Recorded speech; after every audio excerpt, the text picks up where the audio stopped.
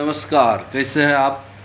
आज का विषय है नाश मनुष्य पे आता है तो पहले अहंकार आ जाता है। जी, ये विषय महाभारत का है और जिसकी चर्चा गीता के प्रथम अध्याय में श्लोक 5, 6, 7, 8, 9, 10 में भी इसकी चर्चा हुई है। ऋषि भारद्वाज जिनके पुत्र द्रोण थे, जिससे आप द्रोणाचार्य भी कहते हैं, चूँकि आचार्य थे, और एक थे पांचाल के राजा पृषत जिनके पुत्र थे द्रुपद। ये ऋषि भारद्वाज और पंचाल के राजा पृषत बहुत अच्छे मित्र थे। दोनों का पुत्र हुआ।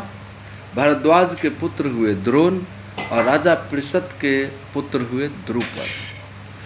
भारद्वाज के आश्रम में द्रुपद आए थे शिक्षा ग्रहण करने के लिए, और जब भारद्वाज के आश्रम में आए द्रुपद शिक्षा ग्रहण करने के लिए तो भारद्वाज के पुत्र द्रोण भी उसी के साथ शिक्षा ग्रहण किए थे।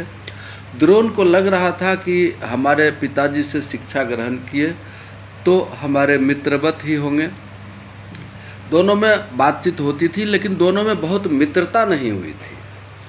वक्त बीतता गया। वक्त बीतते बीतते पांचाल नरेश पृषत की मृत्यु हो गई और द्रुपद वहाँ के राजा बन गए। जब राजा बन गए तब द्रोणाचार्य गए उनको बधाई देने के लिए, ये सोचकर कि हमारे साथ ही हमारे पिताजी से परे हैं तो हमारे मित्र ही हैं। जब उनके दरबार में गए तो उनको दोनों हाथ बढ़ा के बोले, आइए मित्र आइए, आप राजा बन गए, आपको बधाई हो। द्रुपद को अहंकार आ गया और द्रुपद कहा कि मैं राजा और तुम एक गरीब दरिद्र ब्राह्मण, हम मित्र कैसे हो सकते हैं। यानी द्रोणाचार्य को बहुत अपमानित किए और द्रोणाचार्य वहाँ से अपमानित होके वापस आ गए। वापस आके क्या किए तो पांडव और कौरव दोनों पक्ष में जितने बच्चे थे सबको शस्त्र विद्या सिखाने लग गए। और जब वो सिखाए, जब सभी बच्चों की शिक्षा पूरी हुई तो गुरु दक्षिणा में मांगा कि तुम जाओ और द्रुपद को पकड़ के लाओ। अर्जुन अकेले गए और द्रुपद को पकड़ के ले आए।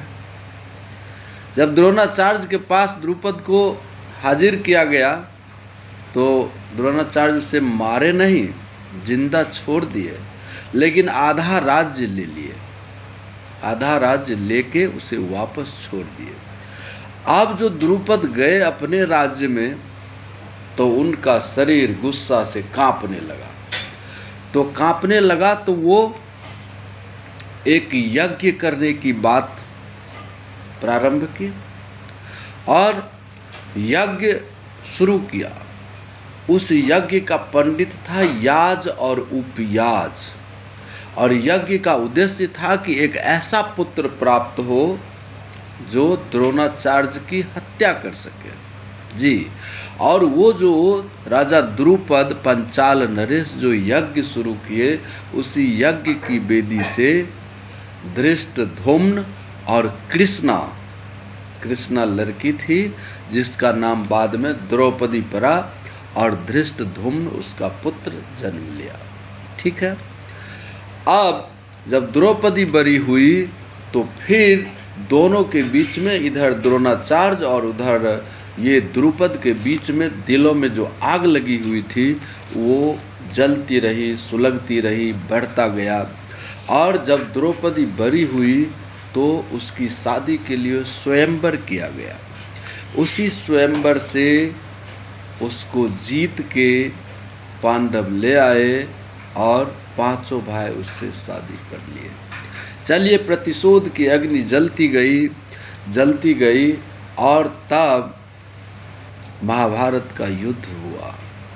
युद्ध में द्रोणाचार्य कौरव की तरफ थे और द्रुपद पांडवों की तरफ थे। और इस युद्ध में गुरु द्रोणाचार्य इसकी द्रुपद की हत्या कर दिए। और जब हत्या कर दिए तो धृष्टद्युम्न आग बबूला हो गया। और उस दिन द्रोणाचार्य हाहाकार मचा दिए थे, वध करते जा रहे थे पांडवों की सेना में। तब फिर द्रोणाचार्य को रोका कैसे जाएगा,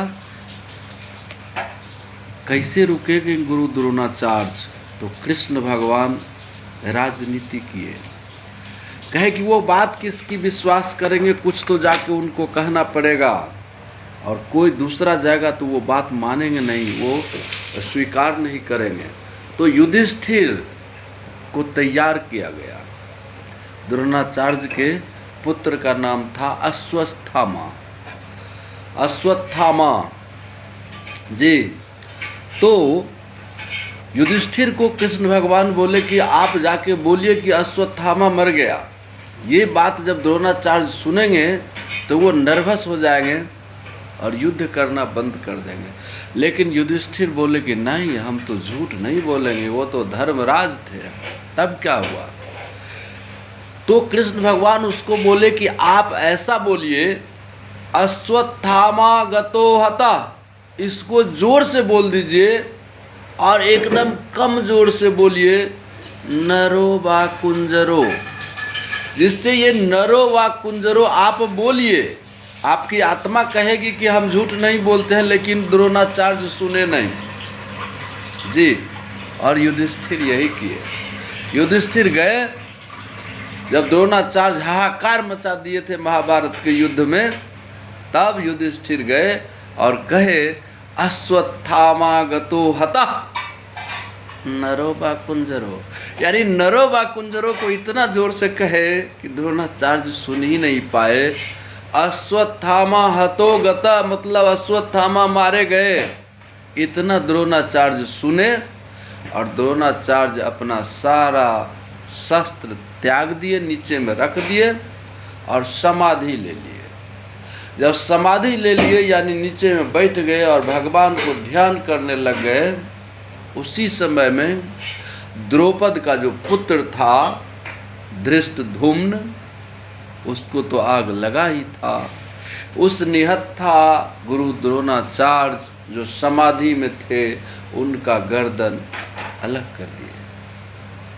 और इस तरह दोनों, एक ऋषि का वंश और एक राजा का वंश, अंत तक जिस दिन वो द्रुपद राजा बने थे और द्रोणाचार्य बधाई देने गए थे, तब से लेके आज तक जब दोनों की मृत्यु हुई, तब तक दोनों में प्रतिशोध चलता ही जाता था, चलता ही जाता था। तो कहने का ये मतलब है, इस पंक्ति से ये महाभारत में भी चर्चा है और गीता के प्रथम अध्याय में भी इसकी चर्चा है। तो इससे हम ये सीखते हैं कि हम कितने भी बड़े क्यों नहीं हो जाए, अहंकार को आने मत दो। और यदि आप में अहंकार आ गया तो समझ लीजिए भांजे, अहंकार का मतलब है सर्वनाश निश्चित रूप से। तो वीडियो बहुत लंबा हो रहा है, धन्यवाद आपको।